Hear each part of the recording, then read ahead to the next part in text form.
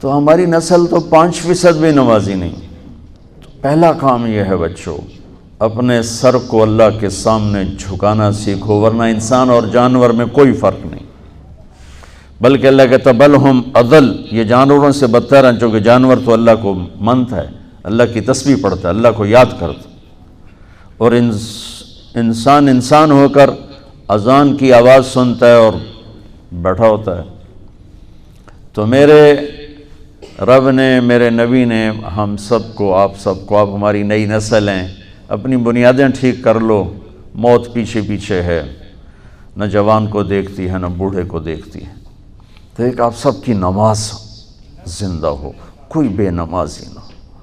ایک ایسا فریضہ ہے، جب آپ دنیا سے جا رہے تھے اور آخری لمحات تھے اور آپ نے ملک الموت کو روح قبض کرنے کی اجازت دے دی، تو اس وقت آپ نے 2 باتیں فرمائیں، الصلاۃ وما ملکت ایمانکم، میری امت ایک نماز نہ چھوڑنا، ایک اپنے نوکروں کے ساتھ بدتمیزی نہ کرنا۔ نوکر کو فارغ کر دینے کا کہا، لیکن بے عزت کرنے سے روکا۔ تو 2 باتوں کی وصیت فرمائی کہ ایک نماز نہ چھوڑنا اور ایک میری امت کے غریبوں پر رحم کرنا۔ تو جو پہلی میری بات یہ ہے کہ آپ سب میں کوئی، آپ کے ٹیچر، آپ کا عملہ، آپ میں کوئی بے نمازی نہ ہو۔ کبھی چھوٹ جائے قضا پڑھ لو، چھوٹ جائے قضا پڑھ لو۔ 1439 سال میں اگر کہیں نماز چھوڑنے کی گنجائش تاریخ میں نظر آتی ہے تو وہ کربلا کے واقعہ میں میرے نبی کے نواسے اور ان کے لشکر کے لیے گنجائش نظر آتی ہے کہ ظلم کی انتہا ہے اور مظلومیت کی بھی انتہا ہے، بے بسی کی بھی انتہا ہے، اور نماز نہ بھی پڑھیں تو جنگ سے پہلے حضرت حسین کی آنکھ لگ گئی، آنکھ کھلی تو ہنسنے لگے۔ تو بہن نے پوچھا کیوں ہنس رہے ہو؟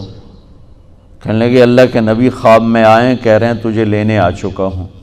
تو اب یہ نماز نہ بھی پڑھتے تو کیا تھا، اللہ کے نبی تو استقبال کے لیے کھڑے ہیں، لیکن عین جب بے بسی انتہا پر تھی اور سورج یوں ڈھلا تو آپ نے اسے اشارہ کیا، کس کو؟ زہیر، آپ کے لشکر کے ایک نوجوان زہیر، کہ شمر سے کہو تھوڑی دیر رک جاؤ، نماز پڑھنے تھی۔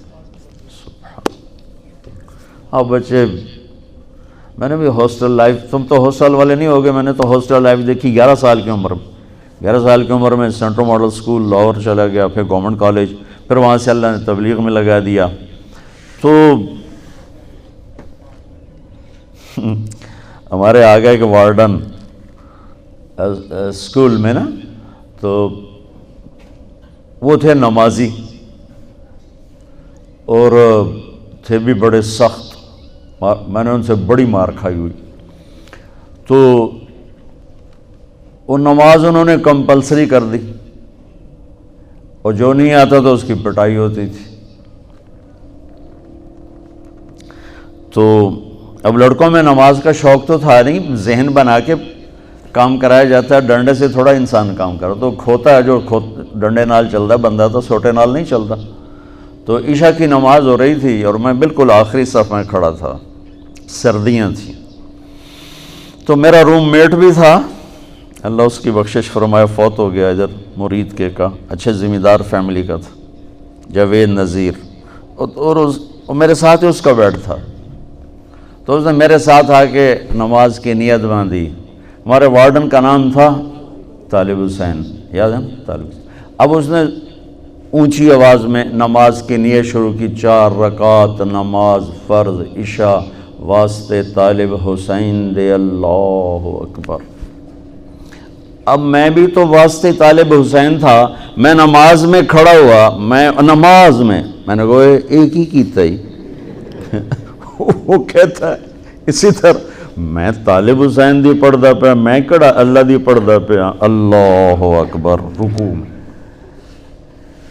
تو بچہ پہلی بنیاد نماز ٹھیک کرو، اللہ سے تعلق ٹھیک کرو۔ نماز تمہیں سکھائے گی کہ پالنے والا اللہ ہے، الحمدللہ رب العالمین، پالنے والا اللہ ہے۔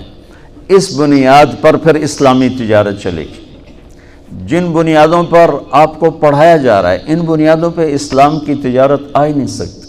اسلام سود کو روکتا ہے۔ آپ سب سود پڑھتے ہو یا آپ کے استاد آپ کو سود پڑھاتے ہیں، تو میں اسلامی بین کہاں سے بجاؤں، اسلامی بنسری میں کہاں سے بجاؤں؟ پہلی بنیادی غلط ہے، تو میں اس میں کیا کروں؟ مردہ لا کے سامنے رکھ دو جی، یہ دے روح پا دو، تو رب دا ہی کام ہے، میرا کام تو نہیں۔ میرے تو ساری تجارت مردہ ہو چکی ہے کہ اس کی بیس سود ہے، اس کے بعد جھوٹ ہے، اس کے بعد ہیرا پھیری ہے، تاجر ہمارا دھوکے باز ہے، جھوٹا ہے۔ اور اسلامی تجارت سود سے ہٹ کر پھر اس کی دو بنیادیں بچوں، ایک سچائی، ایک امانت داری، ایک سچائی، ایک دیانت داری۔ لیکن میرے دیس کا تاجر نہ سچ بولتا ہے، نہ دیانت داری سے کام کرتا ہے۔ تم سب انہی کے پاس جا کے نوکریاں کرو گے، تم کہاں سے سچ بولو گے یا تم کہاں سے دیانت داری سے چلو گے؟ اسلام پہلے اللہ کو رب مانتا ہے، مسلمان اللہ کو رب مانتا ہے۔ وَفِي السَّمَاءِ رِزْقُكُمْ، میرا رزق آسمان میں ہے۔ پہلے وہ اپنا یقین ٹھیک کرتا ہے کہ دینے والا اللہ ہے، کاروبار نہیں، زمین نہیں، دکان نہیں، دینے والا اللہ ہے۔ رب السماوات والارض، زمین آسمان کا رب اللہ ہے۔